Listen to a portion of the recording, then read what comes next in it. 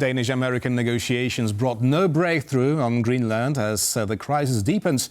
Several European countries are sending their forces to the Arctic island. And to talk about it, we're joined by Lieutenant General Arto Räty, former Permanent Secretary at the Finnish Ministry of Defense. Good evening. Good evening. Now, General, apart from the UK, France and Germany, also Norway and Sweden are sending their troops to Greenland. Finland reportedly decided to join the initiative and deploy 2 soldiers there. Now, will Helsinki send more soldiers to Greenland? And that is something that has to be decided after these 2 officers have studied the situation in Greenland and look at the circumstances and the needs of Denmark. And the decisions are made after that study has been done. I see, but what can literally 2 soldiers change? Well, Donald Trump has his doubts about the security of the island, right? Now, Europeans decide to send like 13 to 1 soldier. Is this supposed to convince Donald Trump that Europeans are actually doing something to ease his concerns?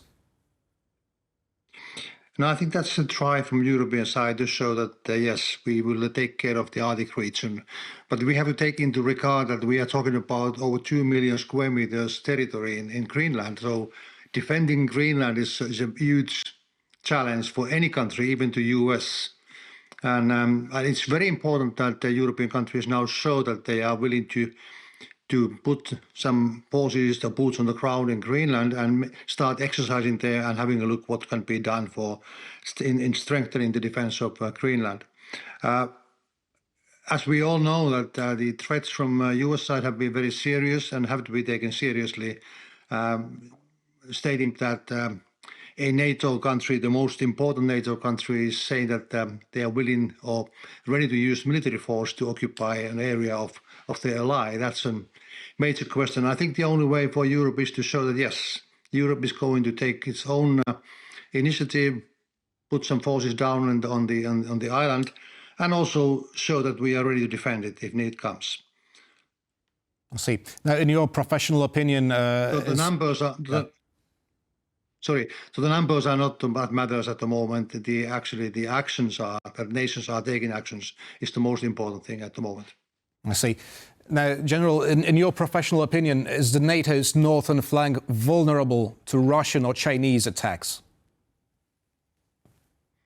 Northern flank, it's a wide, large area, if you say. We are part of the northern flank ourselves, and we have 1,300 kilometers border with Russia. So, yes, it's a vulnerable area, of course, but actions are taken in order to strengthen our defense and have to take into regard, for example, Finland, which has been building its national capabilities since the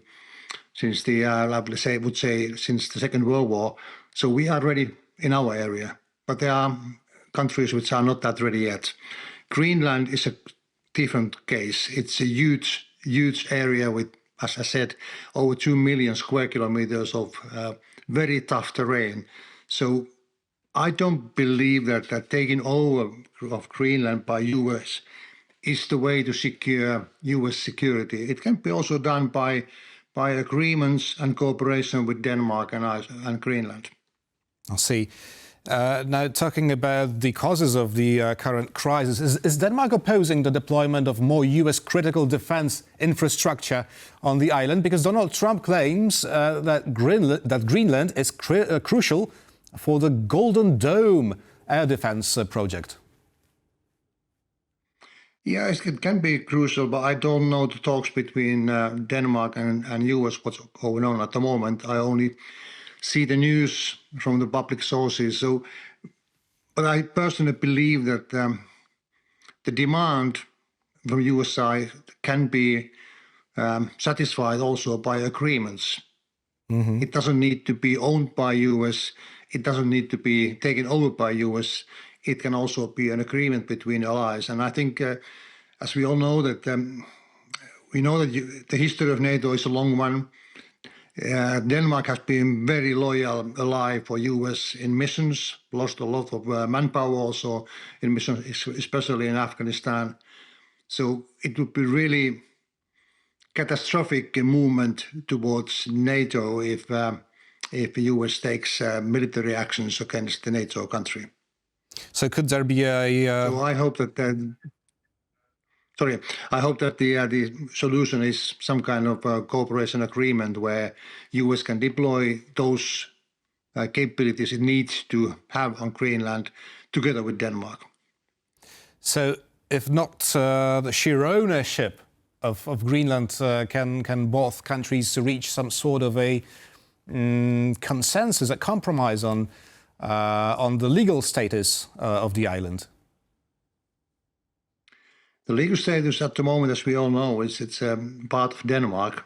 It has its own autonomy, but that's part of Denmark, and I don't see that there's a need to change that status. But of course, this is an issue between US and Denmark, which is very difficult for me to say what are the steps to be taken. But I strongly believe that there are other solutions than using force. It seems that Russia is trying to exploit the whole turmoil around Greenland for its own benefit. Former Russian President Medvedev has, he has urged Donald Trump on social media to take over the island. Now, is Moscow trying one more time to drive a wedge between NATO allies, and is it working? I must say Russia must be looking happily what is happening between Europe and US at the moment, because what is happening now and taking the actions today actually are playing the cards into the hands of Russia. This is exactly what Russia wants. It wants NATO to be dismantled or NATO to be paralyzed. And one way to do it is to take actions between the allied nations. And this is something we don't want to see. Now, do you agree with the Danish Prime Minister's warning that an American military intervention in Greenland would mean, basically the end of NATO? Not the end of NATO as we know it, but the end of NATO totally. We all know that the US is the most important NATO member and has the biggest capabilities in their hands. So, of course, if this makes a fraction inside NATO, in a way taking US out of the structures, of course, it's the end of the NATO we know today. Hopefully, this will never happen, because I think US also needs its partners in Europe.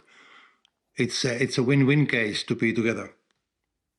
So maybe it's just, much ado about nothing. Maybe Donald Trump's administration is not really considering a military option against Greenland, and it's only using it as a sort of a leverage in negotiations with the Danish.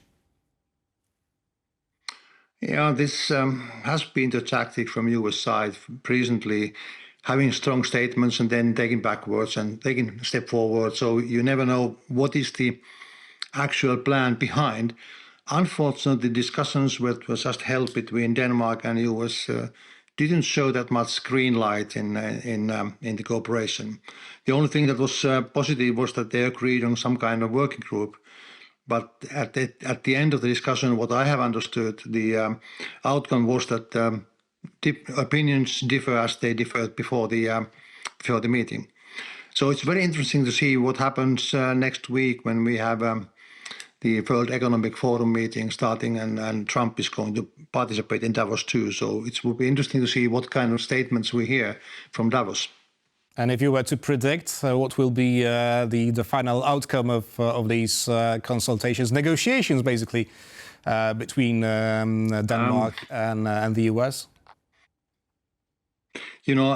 My crystal ball was cracked down a long time ago already, so I don't have the crystal ball in my hands anymore, unfortunately.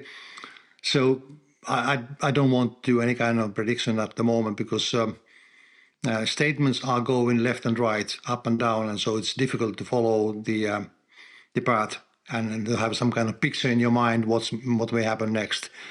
I personally, as I said, I wish that there will be some kind of agreement between Denmark and US agreed, which then satisfies US security guarantees and also guarantees the territory of Denmark to be untouched. And those things are needed now. I don't know what is the motivation behind US statements, because when we're talking about 51st first state of the US, it sounds like a personal campaign, not like a strategic, carefully planned action by a superpower. Lieutenant General Arto Räty, former permanent secretary at the Finnish Ministry of Defense, was our guest this evening. Thank you very much, General. Thank you.